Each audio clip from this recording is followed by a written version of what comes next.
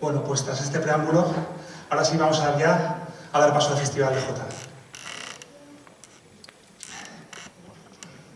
En primer lugar, quiero nombrar a los compañeros que van a ir sentándose ahora y van a tocar en la tarde de hoy.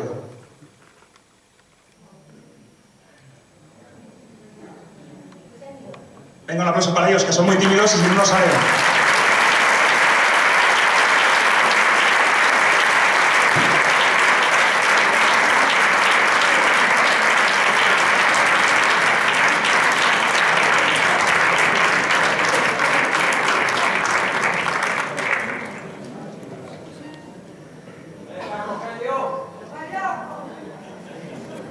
Bueno, pues os voy a ir presentando a cada uno de ellos. Por este extremo de aquí y coordinando un poco las púas. En este lado, empezando por aquí, tenemos a dos representantes de la Casa de Onda Sagunto que llevan mucho tiempo en la Jota Aragonesa y con los que hemos compartido pues, muy buenos ratos juntos, pues tocando no solo Jota, sino muchos tipos de canciones. En primer lugar, tenéis a Toni de la Bandurria, un fuerte aplauso para él. También batería y toca muchos instrumentos más. Al otro lado está Carlos, también músico de banda y músico polifacético. Santiago antes con el acordeón, ahora con la bandurria, de Ayepur. De Santiago por allá empezamos con componentes de Armaya Canet. Por ahí está Enrique, de Gillet.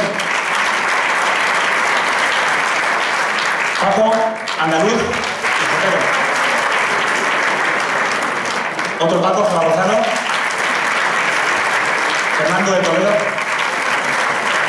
Manolo de Almuz, casi de Aragón. Antonio, andaluz también. Otro Antonio de Madrid. Y el archiconocido Rogelio, de Santa Eulalia.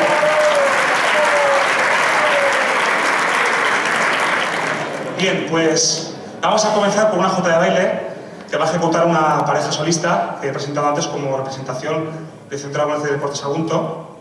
Y pues qué mejor que contar con alguien de mi sangre, que es mi sobrina carnal, Lucía Peiró. Y bailará la jota de Teruel con su primo Álvaro. Un fuerte aplauso para ellos.